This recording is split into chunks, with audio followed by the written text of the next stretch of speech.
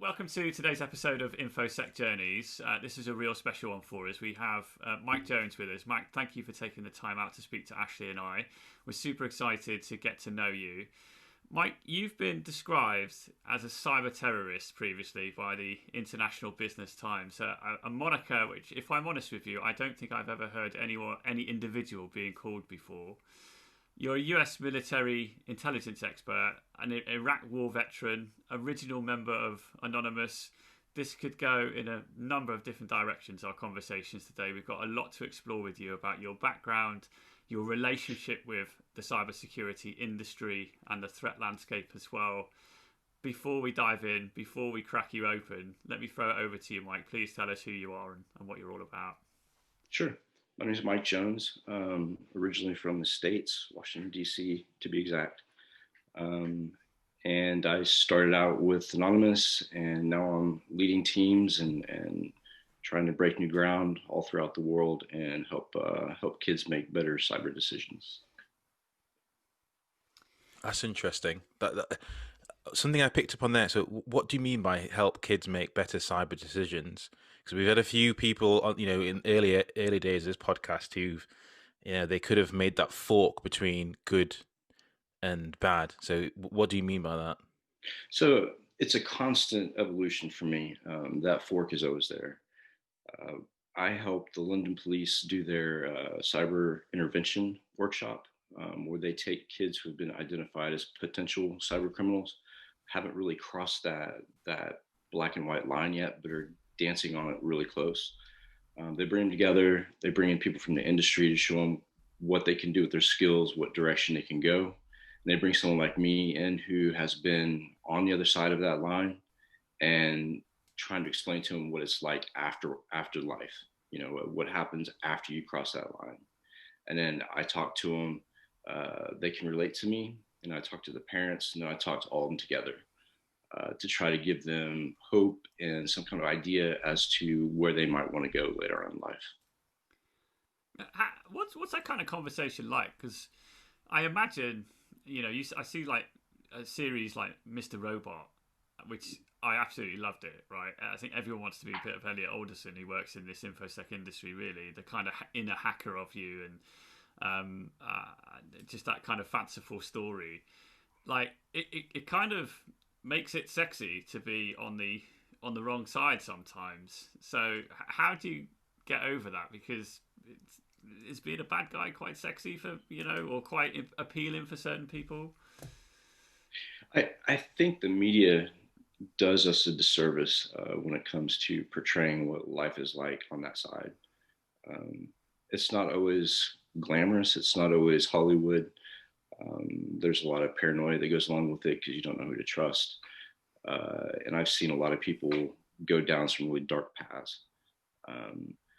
But I mean, as far as like the kids seeing that, and they once they get a dose of what reality really is, and they see the headlines and they see and hear from somebody who's been there, I think that glamorous Hollywood appeal kind of dissolves a little bit, especially when they take a tour of a jail. I'm sure that's not very appealing.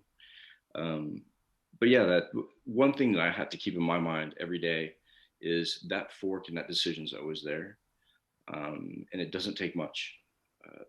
As we know in cybersecurity, the laws aren't very definitive when it comes to pen testing cybersecurity. I just had two friends last year get arrested on a pen test, on a sanctioned pen test, and went to jail for it. So there's always that fine line. How can that even happen? Like, you're on a pen test. Surely, who's prosecuting? Who's the guy that's pulling the trigger there to say these guys need to go to jail? So it's pretty public. They worked for Coalfire. Oh, okay. I know the story. Yeah. Okay. We've all listened to the Darknet Diaries episode. Yeah. Makes sense. Okay, cool. Yeah. Still, though, it's mental. You got to think, I remember listening to that podcast thinking, that makes no sense. Like, why would you prosecute these people? They clearly were there not for no. It was not nefarious. They were there to do a pen test. But I guess you are right. The laws are getting better. I don't know. I've background. I used to live in America as well, but I don't know how it is now in terms of legalities about doing penetration testing and doing cybersecurity work, and how people are viewed in this industry, especially people that toe that line. So when you started out, Mhm. like how did you start in cybersecurity? Were you a technologist, or did you start in some sort of different arena? I started in a completely different arena. When I was a kid, very young, like 7, 8 years old, I got interested in electronics, building things. Parents would give me electronics kits, and I would design things that those kits weren't necessarily for. Got into some RF, and then I went to the military. Before I went to the military, I had done a lot of hacking, just as a hobby, as a passion. I wanted to break things, wanted to figure out how it worked. And I believe that that goes back to the mindset. It takes a certain mindset to be successful in penetration testing. I've seen a lot of guys who are really book smart, but don't cut it as far as the hands on. And I think mostly that's because of the creativity and the mindset that you have to be able to envision and think like the other side. So when I got started in cybersecurity, I actually left the military, became a contractor, and worked for one of the largest commands on the East Coast doing their C&D and IA ops, the information assurance ops. I left that and went to commercial, and I went to telecom. Surprisingly enough, I went to Verizon and worked for Jim McDonald over there. And it was a fantastic entry into cybersecurity. But I found that my skill set was more suited towards the red side.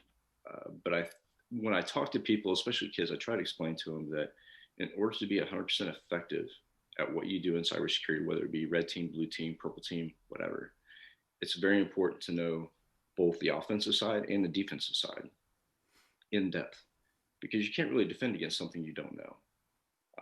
So I spread myself pretty thin and dove right in on both sides. And eventually, Anonymous became a thing, and that's where my road took a turn. But I still had legitimate jobs. I still worked for large corporations. I was a faithful employee to a point during the day, and at night, something different. Occupy Wall Street, I was actually working for one of the large banks that we were attacking, simply because of the fact that I had access to information that most people didn't. And there were some corrupt activities going on within the bank.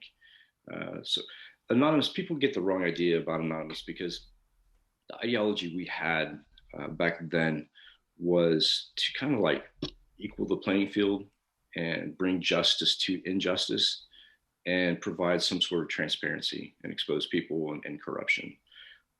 The things that you see Anonymous do that are very questionable and very dishonest, with any group, you're going to have small groups within those groups that act on their own, something that we couldn't control and we wouldn't want to control.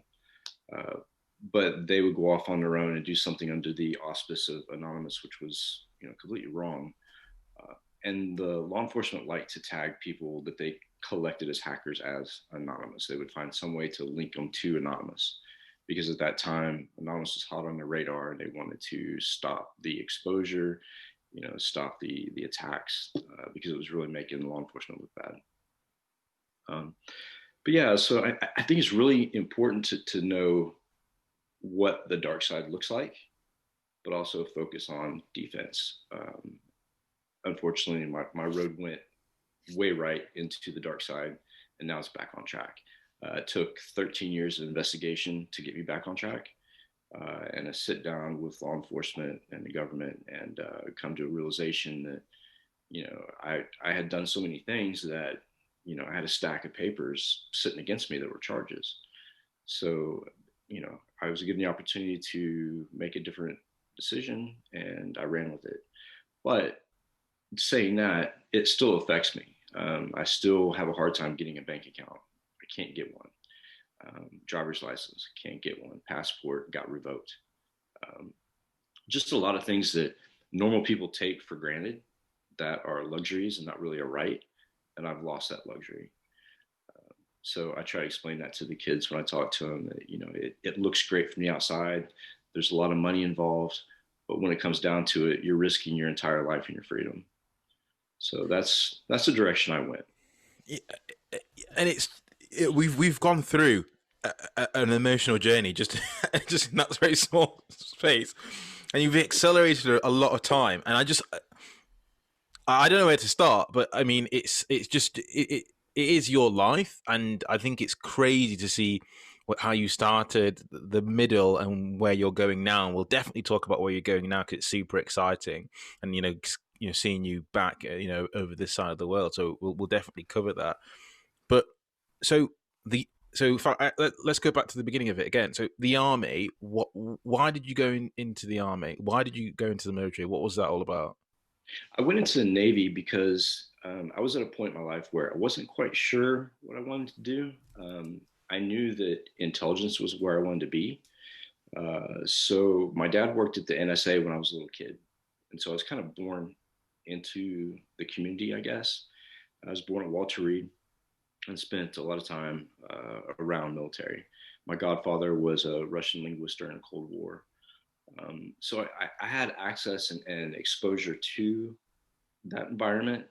And when I went to the military, I told them I'm not going unless I get exactly what I want. And that was cryptology. I was a CT. And it was really interesting. It was really fascinating learning how to intercept signals, decode stuff on the fly. There's a really great TV series, I think it's on Netflix, called Pine Gap, Yeah. which kind of goes into that. So that lifestyle really, it gave me what I wanted and gave me what I needed. And then at the end of my enlistment, they came up with a cyber warfare rating in the Navy called CTN. And I was approached about that, went before a board, passed the board, and helped develop the first course. Because when I became a CTN, a cyber warrior, there was no course for it. There wasn't even a rating badge yet. Um, so that kind of boosted my skills in network attack and defend, because I was given knowledge and access to tools that most people probably wouldn't have. So it really helped further my thinking. And we used to go to conferences at NSA, red team conferences. You know, just the amount of information that was there. I remember going to a conference and learning how to write shellcode at the conference. I mean, it was mad how much information was out there. How do you, when you're in that environment, then when you're in the Navy, working in a cryptology environment, intercepting signals and stuff like that? Obviously super technical. I imagine high pressure. How do you actually?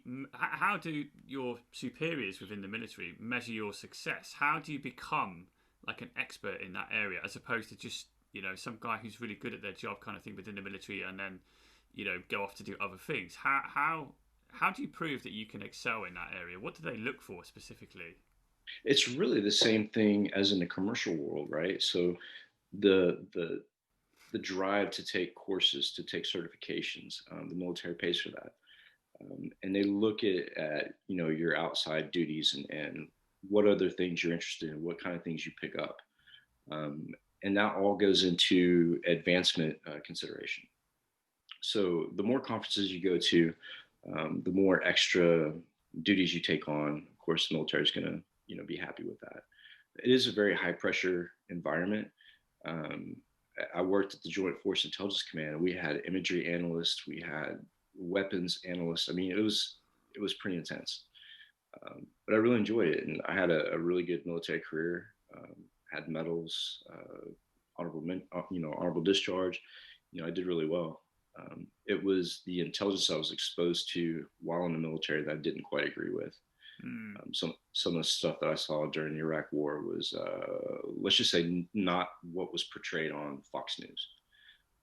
So that kind of put a bad taste in my mouth, and I decided to get out after that. I mean, we all know we spoke to we spoke to Jack Resider about this. We all know that psychological operations were definitely in effect during that time, and there's propaganda all over the place on both sides. So we all I guess we all know, but you all know from a level which is probably I probably couldn't even comprehend within the time period we have to speak. So um so you left the military and went straight into the commercial world. What was that like? Was it just like Well, a a lightning bolt or a shock of thunder to a different world? I took a year and went back to work in the same compound for the U.S. Joint Forces Command as a contractor. And I sat on basically it's a SOC. We call it the GCCC, but it's a SOC. I sat there and watched IDSs for the first couple months until it just made my mind numb, and told them I need more of a challenge, that this was not going to work. And they promoted me into the C&D cell, which was over the analyst and also did forensics, password cracking, really getting me involved with what I wanted to do. And not saying that being an IDS monitor is not a bad job. You know, I think it's good for different types of people. But with my mindset and Aspergers, it's really not a good place for me. Like sitting there watching a screen and doing nothing but watching a screen all day will drive you mad. So then after that, I went into commercial. I left Virginia, went to Dallas, and went to work for Verizon, helping them build their SOC and monitoring Verizon's internal corporate networks across the world. Just rewind on what you said there. So did you say Aspergers? Is that Yeah. a condition you have, right? Yeah. Okay. Well, talk to us about how that's kind of played into your career then. Did your mindset and your capabilities come from that condition, do you think? I'm pretty sure it did. I had a talk with Jeremiah Grossman some years back, and a lot of other guys that I know in the industry. And it seems most of us have some sort of presence on the spectrum. And the kids that I deal with, usually at least 80% are on the spectrum. And I think that we see things a very different way.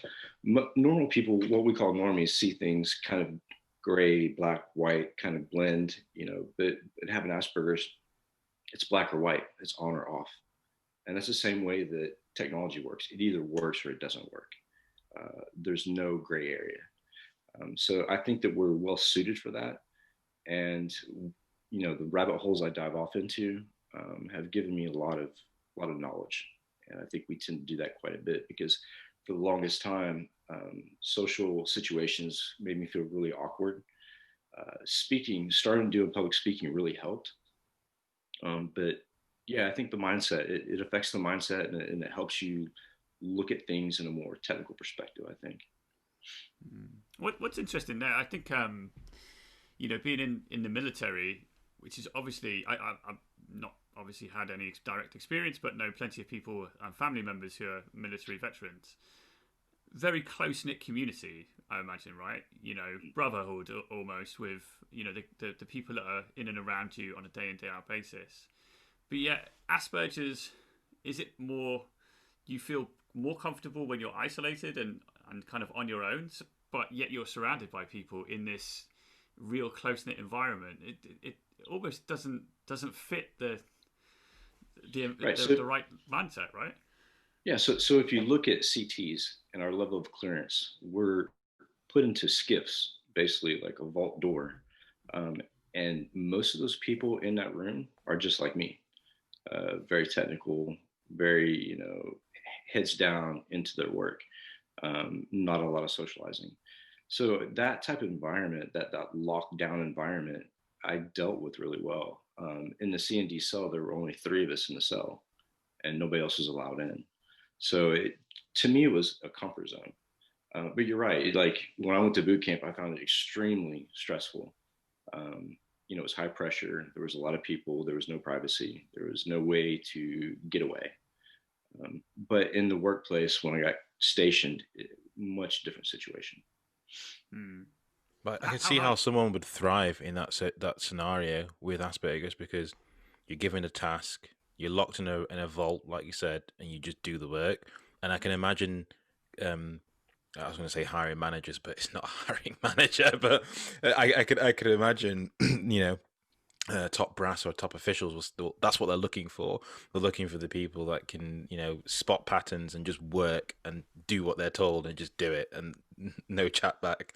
So I can see that. Sorry, Colin.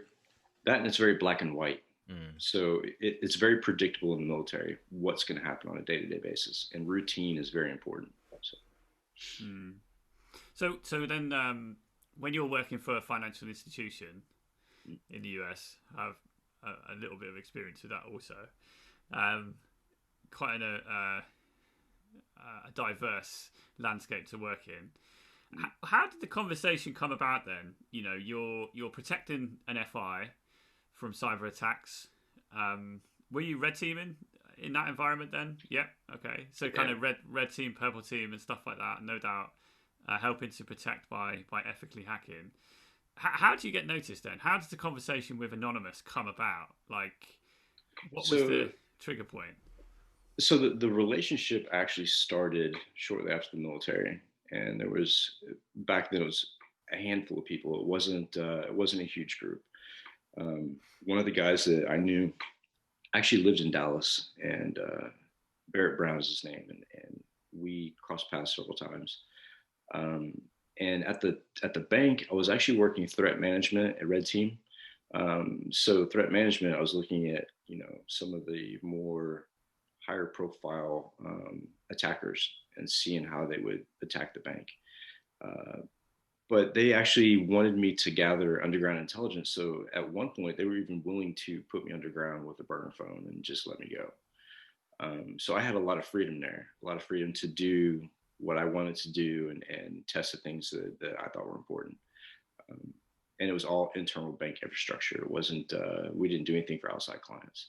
So that conversation spun up because of relationships outside of the bank, common views, the underground IRC, stuff like that.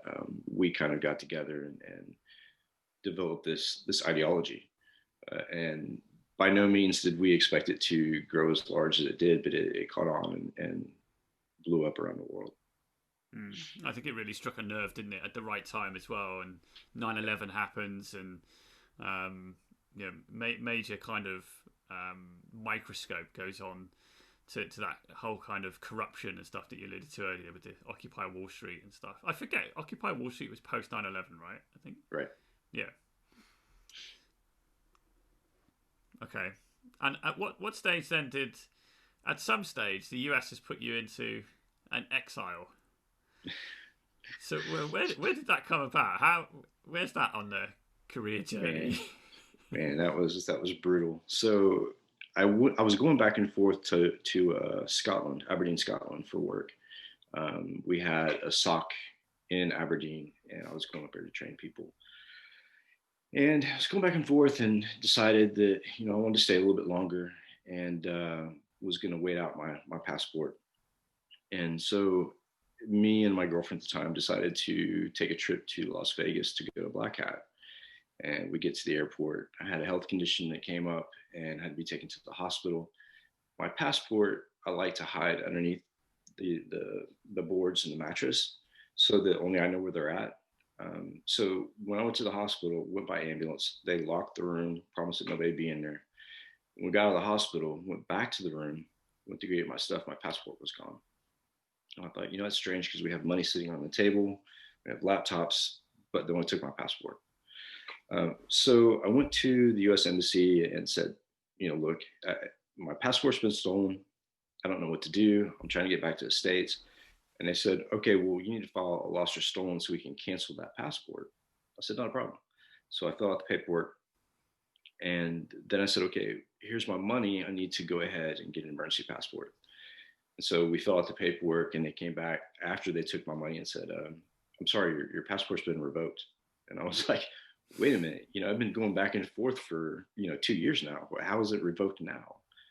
And to back up a little bit, I had previously been on watch list and no-fly list and all the craziness.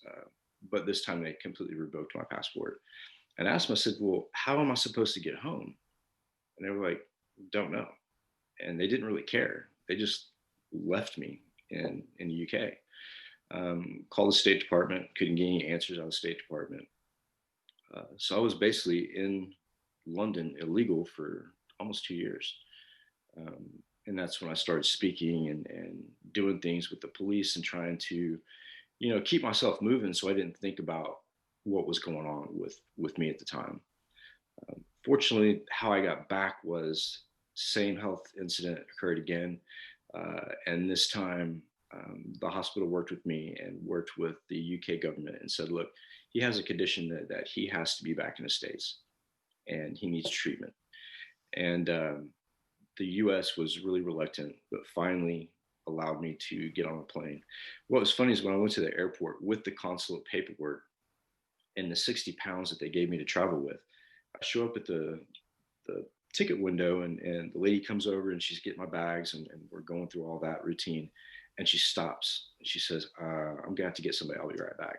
So she goes and gets somebody else who then goes and gets two more people.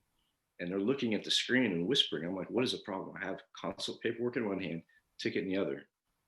What's the problem? Well, it seemed that not only was I had my passport revoked, but I was also on a DHS list. And so I couldn't even get past security without DHS clearance from the States. So they sent an agent and I ended up getting on the plane and flying back with an agent from DHS. But it was insanity. So how do you get to this point? Like, so if we pedal back, you know, you were doing your daytime job, you were hacktivist at night / early evening, whatever you want to call it. So how did you get caught then? How did this all start? Because it started at some point. They didn't just one day say the US government said, you know what, we're gonna pick a number out of a hat and say, oh, it's Mike Jones today. We're gonna fuck with him today. Like, so how did this all happen?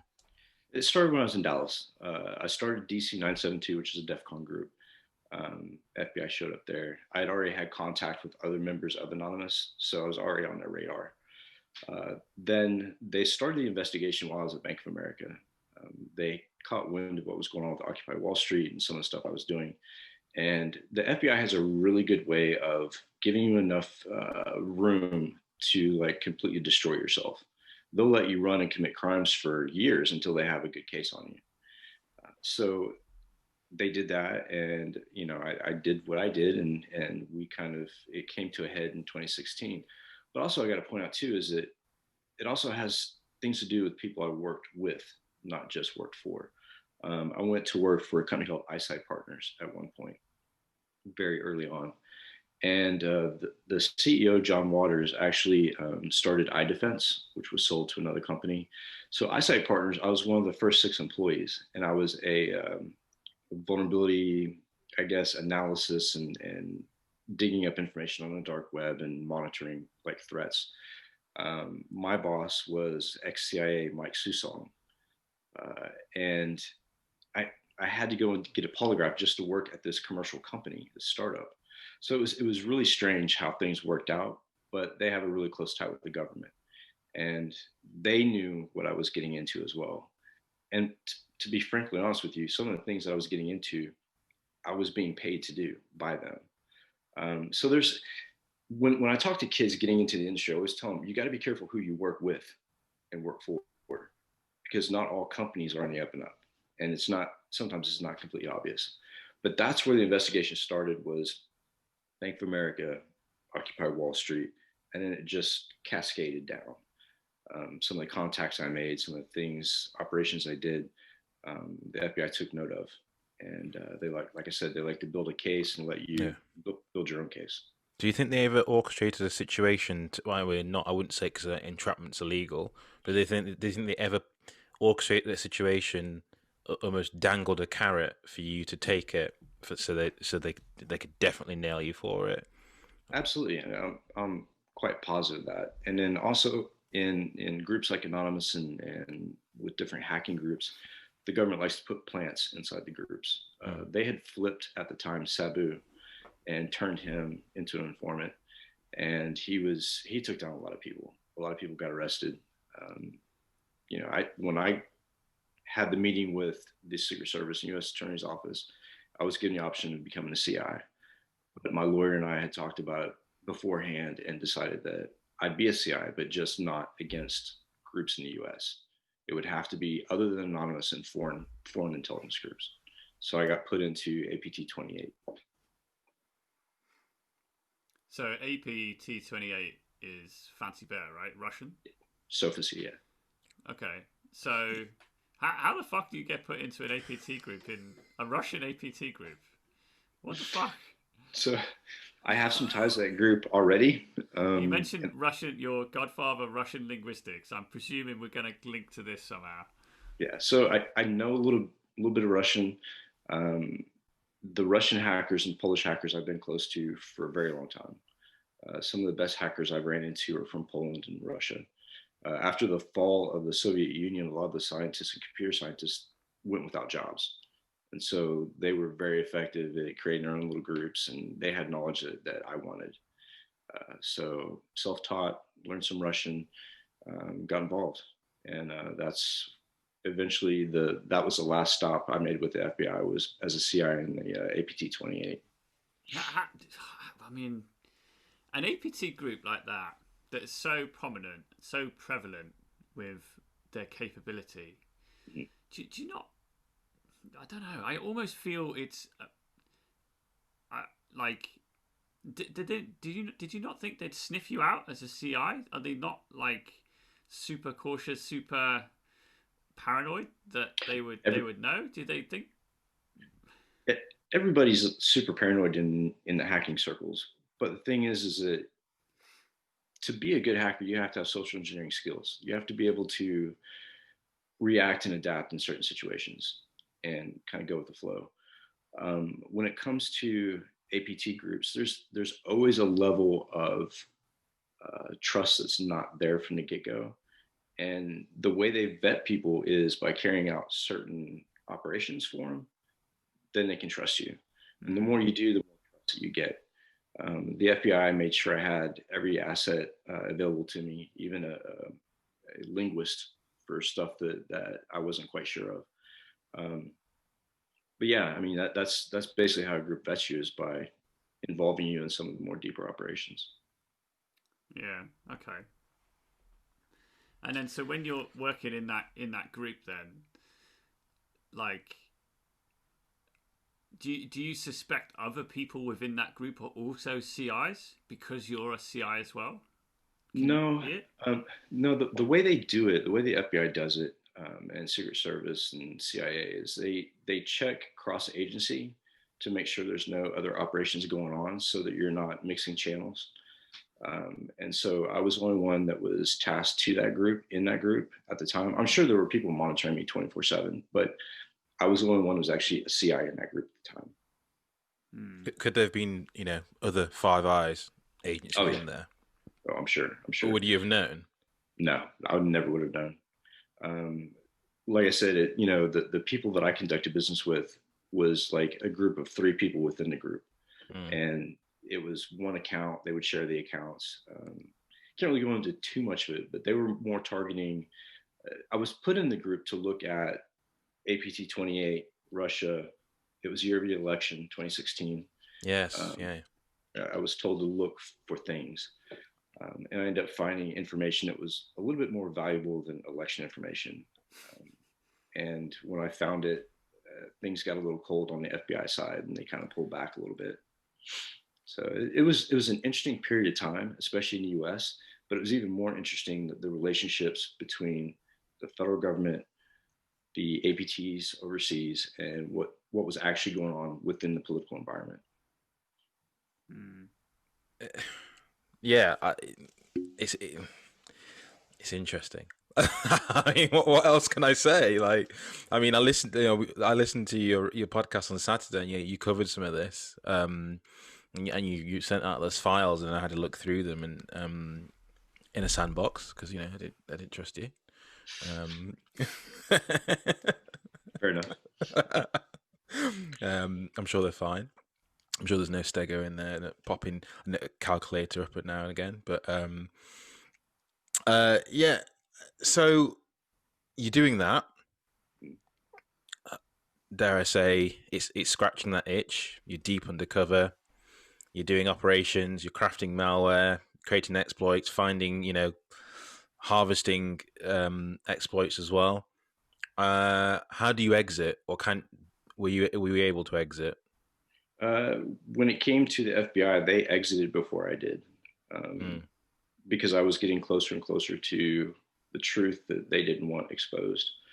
Um, so they went cold, like really quick when I started getting close. APT 28, as soon as the FBI left and I was no longer having the weekly meetings and signing, monthly OIAs, um, I kind of dipped out of the process. Um, What's an our OIA? OIA is otherwise illegal activity. So basically, that form is, when you sign it, you're saying, okay, I'm going to be committing crimes for the FBI, but it's okay because it's sanctioned.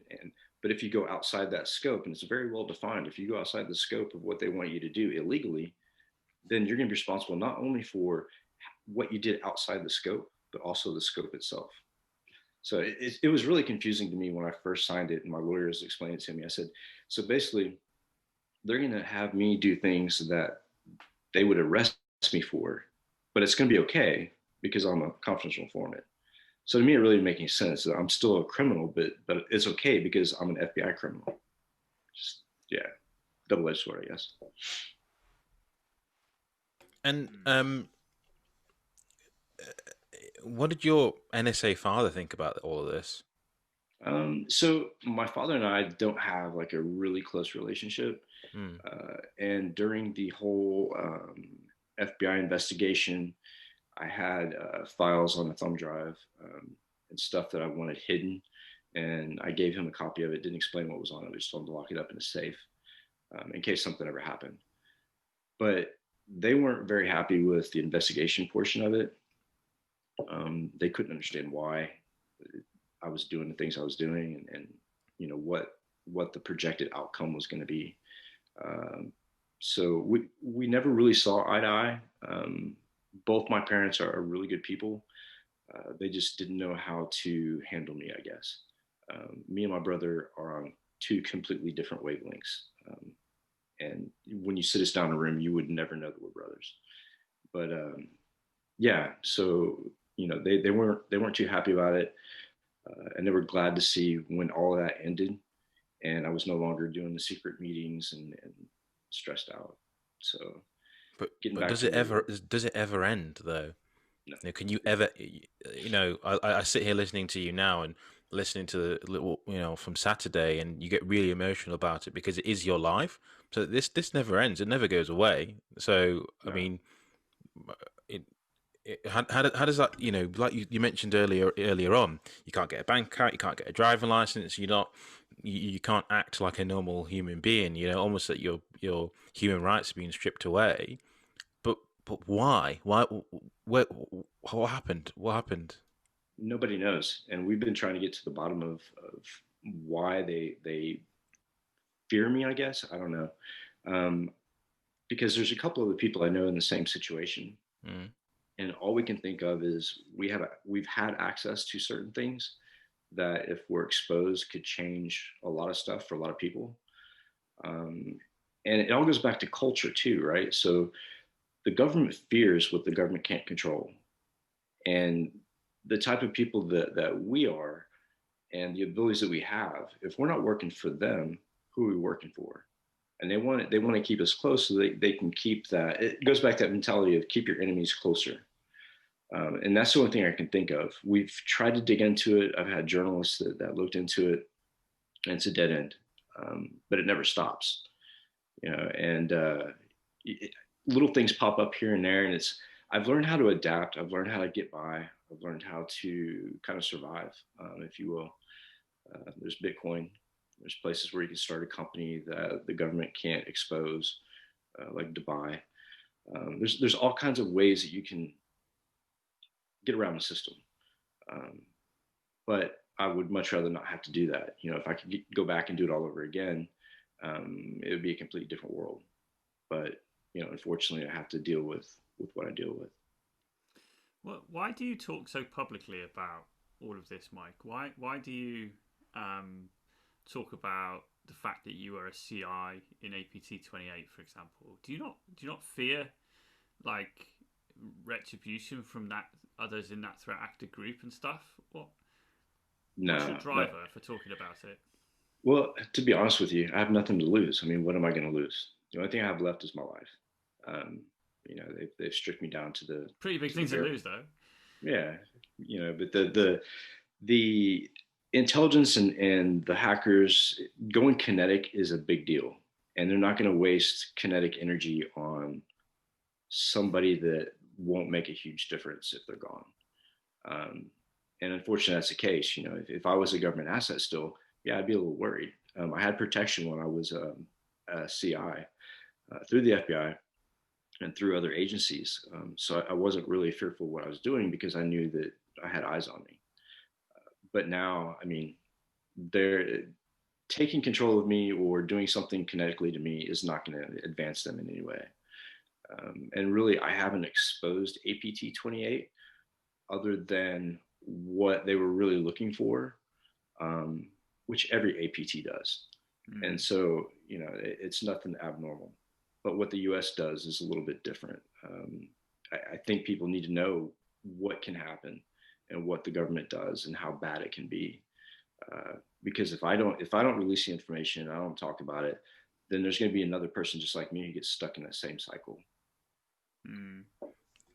Do you practice reasonable OPSEC then? Oh yeah, Do you? absolutely. Yeah, because I mean, if I was you, I'd be worried that you know my everything I do is being siphoned off and decrypted. I'm jumping through multiple different proxies. But I mean, working in the jobs that Colin and I and the people we speak to, and the people that you speak to, you know that it doesn't matter how much OPSEC you go through. It doesn't matter really. You could practice as much as you want. You almost can't be hidden. But Right. like, what do you do then? How do you ensure that APT 28 aren't watching you right now? Well, I'm sure that somebody is always watching, and just normal people, somebody always is watching. And I tell people to conduct business on the internet as if somebody was sitting right behind them watching, because it's true. People do watch. But I had a journalist once tell me that what has happened to me and what could potentially happen doesn't happen to people who are very vocal, because those people, when they go quiet, people start to worry. So I go out and I talk about it. Becoming a public speaker has helped me get the message out. And if something happened to me, it would be pretty public. So at that point, then the bar gets raised. And on the podcast this weekend, I said, one of the reasons why I was throwing those files out is because if the FBI came after me for that, then they're admitting to everything that's in those files. So there's a little bit of fear there, but like I said, I don't have a whole lot to lose anymore. So I just try to get the message out and try to inform people as to what really goes on behind the veil. How do you feel about the country you reside in today then? I'm trying to get out. I can't vote. Like I said, I can't have a bank account. I live in a very remote place. I think our driveway is like a quarter-mile long on top of a mountain. Jeez. So, I'm comfortable where I'm at, but the goal is to get to another country where I can have my life back, and start to live like a human being again instead of somebody on the run. Would that be Russia? I don't know. Somewhere close, probably. We're going to look at places like London, like Germany.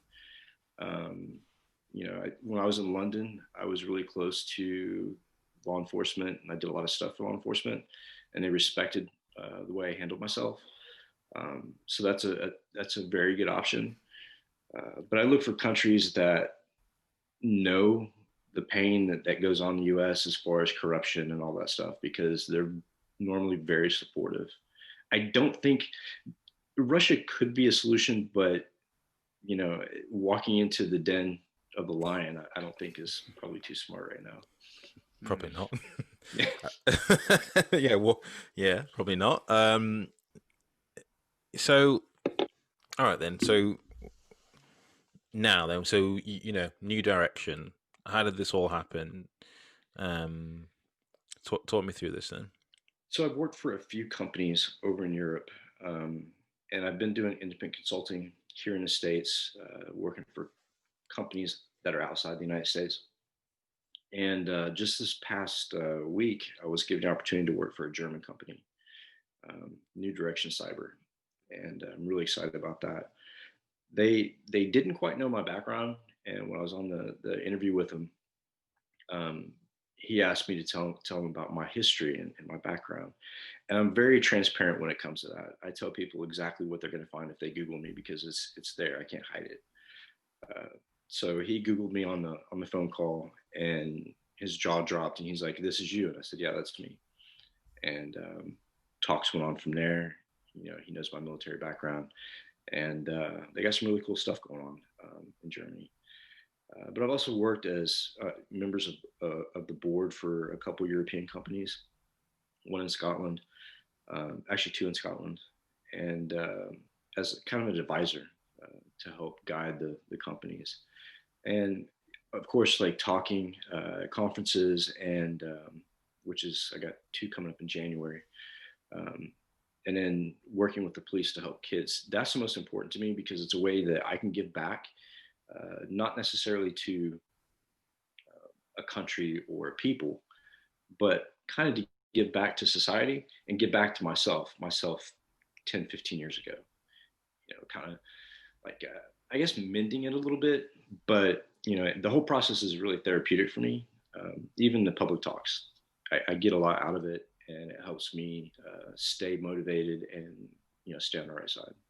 So do you feel like helping kids not stray the line, is it almost a self-therapy to say, I went that direction, please don't go that direction, you know, it's not worth it, you might be getting offered thousands, hundreds of thousands, just don't do it, look at me now? Is it almost like almost self-redemption?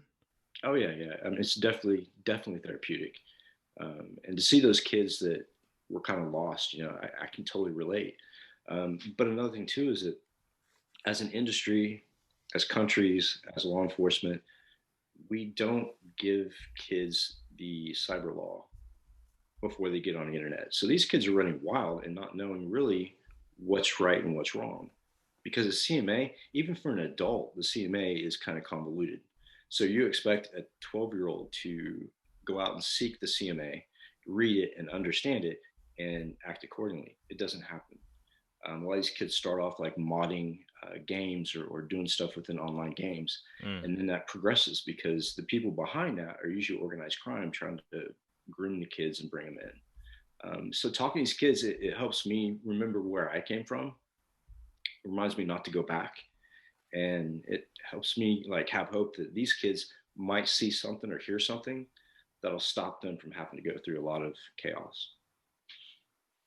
I think what I've seen a bit of a shift, certainly in the last couple of years, is almost like an explosion in the bug bounty community, which is obviously ethical hacking for good, where people can earn a shitload of money from, you know, hacking legally. And it's been, I know, like Tommy DeVos, Doggy G, who's obviously $1 million HackerOne hacker, who is, if I'm right, I'm pretty sure I'm right in saying that he served some time in prison as well, and was certainly investigated by the FBI in his younger hacking days, and turned good. Like saw this, he was like, shit, I've been trying to hack things and sell things on the underground, whatever, but I could do it for real life and get paid, and he's $1 million hacker, unbelievable. So. That's it. For me personally, I see that as a very promising part of the landscape, where it's almost like companies are outsourcing their red team, or their pen testers, which is good, lucrative for everyone, I guess. Yeah, that, and it keeps people busy, and it helps further technology. Without hackers, without people with our mindset, technology wouldn't have advanced the way it has. I mean, if you look back 30 years ago, the technology we have today in the palm of our hand is more powerful than some of the supercomputers that we had back then. So because of hackers, because of people with the entrepreneur mindset, that's where we're at today. Yeah, that's fascinating. So what's gonna be your new role? Have you got a title? Let's have a look. You got pen tester. But, you know, if anyone that knows you looks at your LinkedIn, all of these things don't really mean what you're doing. So like, what's your role? My role is to help build the company, and really anything I want to do. Um, they're going to be training certain law enforcement agencies on how to look at forensics, also the pen testing side of it. I'll be running a pen testing team.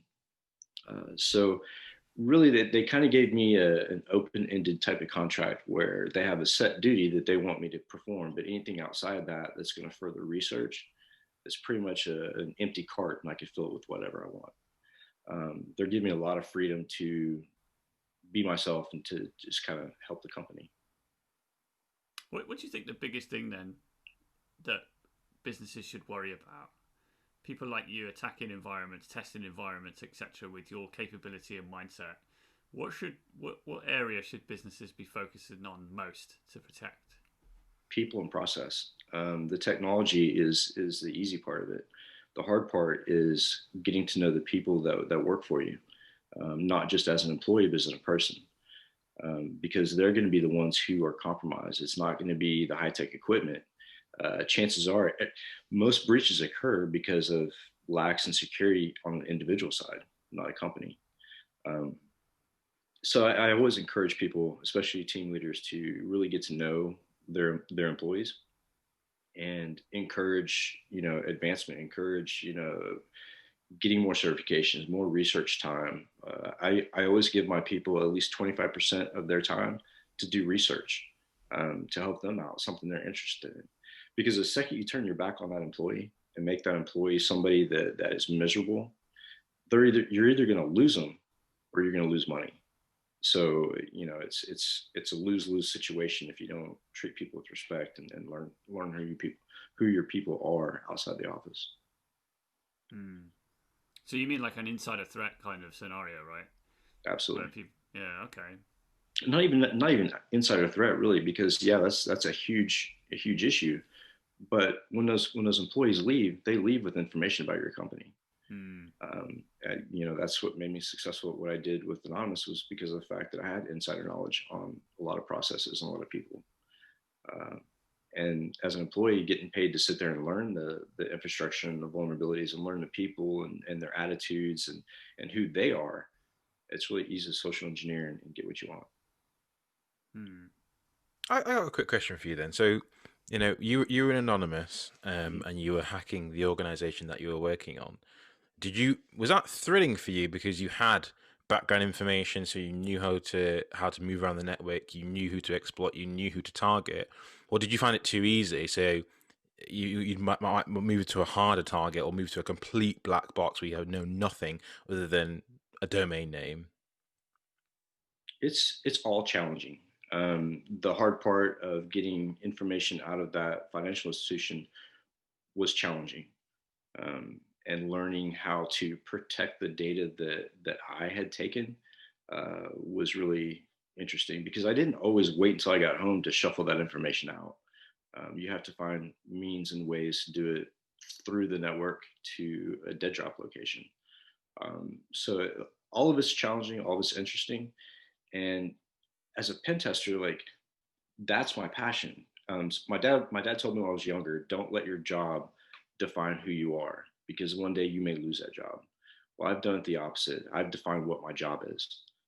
Being part of pen testing and ethical hacking before ethical hacking even existed, we got to kind of determine what our role was, where we were going as an industry. So it's always been a passion, and everything I think is a challenge if you look at it the right way. Yeah, Yeah. that's a really good insight.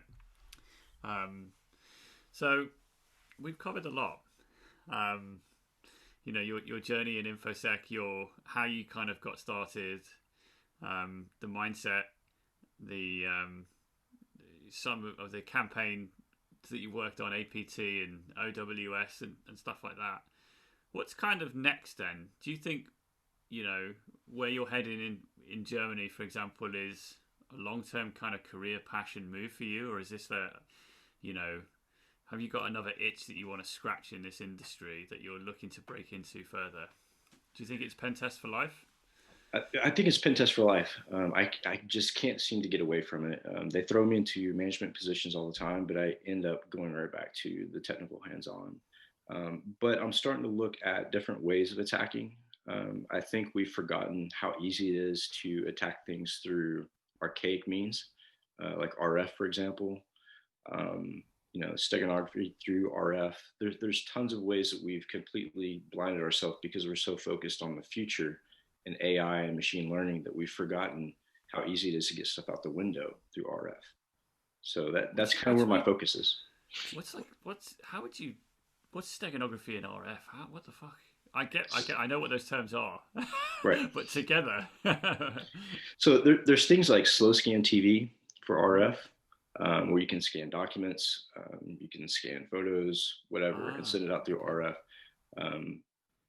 The people who don't know about RF, I find it just confusing that people have passed that up, because in the air around us, there's constantly signals floating around, and those signals contain data.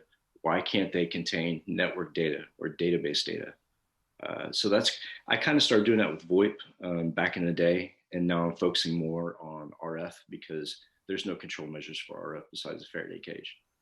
Do you know what? It's so funny you say that, and I love a bit of RF because I'm a licensed ham. Me too. I've got. Well, we'll talk offline about that. I've got a boatload of CW gear right over here. And I've always thought to myself, I'm tuning around the bands on 20 meters. Like, what's to stop someone just like broadcasting some encoded Morse, some official secrets? No, who's listening to that? It's just a bunch of amateurs just talking bullshit. So I actually surely it's the best way. Exactly. So I actually did a podcast on that just a couple of weeks ago about SIGINT and number stations, because number stations are used by spy agencies and they're still active. I have recordings. I surf the frequencies on shortwave all the time and record number stations. What's a number station? What is a number station? So a number station, let's take Russia, for instance, right? And they have agents within the US. They set at a certain time, and then they broadcast a series of numbers. There's a recording, lady comes on, she reads a string of numbers. First three digits are to a specific agent, and then there's a break, and then there's a string of numbers. And with a one-time pad, those numbers will match up to letters, and they'll decode the message, burn the pad. But they've been around since World War II. I mean, and they're still there. And that's my point: is that we've advanced technology, but we're forgetting the old stuff, and we're not building measures to control the old stuff. So it's still effective. That's amazing. That's whole like Enigma shit, isn't it? Where we can start one-time pad. But have I got this right? I might have jumped this, but as part of breaking the Enigma, it was around they used the same key twice because like they had to resend a message or something, and then they could work out some common words that were in the sentences, whatever, and they could ultimately decrypt the key and reverse engineer the box. Is that right? Yeah, that's right. And it actually happened not too far away from your at Bletchley Park. That's right. Yeah, that's right. Yeah, where the RSGB, the Radio Society of Great Britain, are based, as it happens. Yeah. Yeah, fascinating. I'm definitely Googling number stations tonight, and I'll be doing a bit of listening. Yeah. Oh God. Yeah. Well, check out the podcast, because the podcast actually has instructions on how to create your own number station. Oh shit! This is my whole rest of my week taken care of. There you go. I'll speak to you tomorrow. I haven't gone to bed yet. I'm just broadcasting random strings of numbers and. Good. Mike, honestly, like. I have so many more things. There's so many things, so many little avenues and things you say, and you think, "What do you mean by this?" And you start going down them, and it's just like your life has been. I think it's fair to say a roller coaster. You've had such a life experience, which is for some people, maybe they would love to have it or they hate to have it. I don't know. It's happened to you, and I guess there's nothing you could do about it now other than look back and tell your story and advise people not to do it. Yeah, please don't do this. But how would you describe it then? What words would you use to describe the last 20 years? So when I talk to people offline, I usually tell them that life imitates art, but that art is not always pretty. Movies do happen in real life, and there's real people behind those actors. but it's not always a good ride. So yeah, I try to get people to not follow the way I went, and people that are in the middle of it.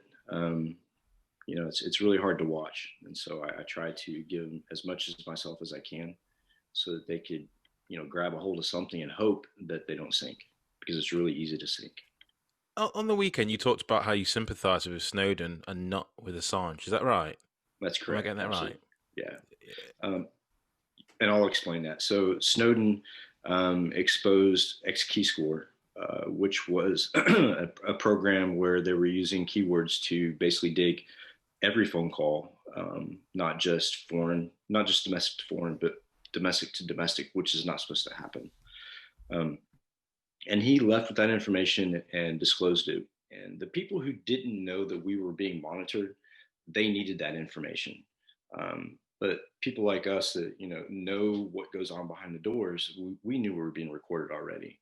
But as far as Assange goes, Assange put a lot of people's lives at risk in the field, in the military, leaking information. Chelsea Manning did the same thing. I have no respect for people who take that information and damage people's lives, like physically kill people with it. There's no room for that in the industry. And I do believe there needs to be a level of transparency between the government and the people. But the people don't need to leak information that's going to hurt another citizen or kill another citizen. And that's what happened with Chelsea Manning and Assange.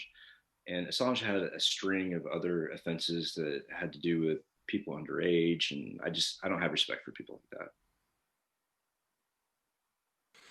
Yeah. Okay. No, I understand. I definitely understand where you're coming from on that. Do you see yourself and Snowden as very alike? I mean, I do. I mean, you've gone definitely different ways. I'd probably say Snowden just fled and he's done his thing, and yeah, it's been difficult for him outside of the country. But I feel like you're living in America now. I mean, you're more oppressed than anywhere else. You've not no free movement. You might as well be at a black site. I feel like you've got it worse, to be honest with you. Yeah, and I agree with that. The difference between me and Snowden is Snowden's level of access to information. I never leaked any military information. He did. And Snowden, in my mind, was not a hacker. If you have access to information, I wouldn't call it hacking. But I do respect the fact that he wanted to get that information, that transparency out there. I think he went about it the wrong way, but I do believe the end goal was accomplished. Okay, that's cool. I wanted to ask you earlier, what was your favorite tool that you can publicly disclose? Favorite tool? I know you created some earlier on in your life, some VoIP tools, but what's your favorite tool that you used during your CI days? Or to be honest with you, I like EtherCap. EtherCap is really complex and really robust. And the amount of information that you can trap with EtherCap is amazing if you use it the right way. So a lot of the VoIP tools that we built are based on EtherCap. So somehow just recompiling packets. I knew you were going to give us an RF style tool there somehow. So yeah, plucking packets out here fits perfect with what you said, Mike. Yeah. I love it. Absolutely. Well, listen, it's been a fantastic episode for us. If I'm honest, we could keep going and going here, but and almost just pick you apart to the nth degree. But you've given us so much to work with, so much insight into your career journey, your life story, and the good parts and the bad parts there. And I really appreciate you opening up to us and sharing that with our audience. There's going to be a lot of takeaways here for people to digest. And if I'm honest, I've loved it. I've loved every minute of this conversation, Mike, and I hope we get to do it again sometime as well. Oh yeah, totally. Especially if you pass through the UK, we're in the north anyway. You seem to have a penchant for Scotland. I mean, we're not that far, but still. So yeah, it'd be fantastic to do this again. I'm always open for part 2 if you guys want to. I'm always available. Absolutely. Yeah, we will hold you to that. And I wish you well for your podcast as well. I'll definitely be a subscriber, take a listen, and we'll link that into the description of this episode as well, Mike. So thank you again for taking the time. Thank you.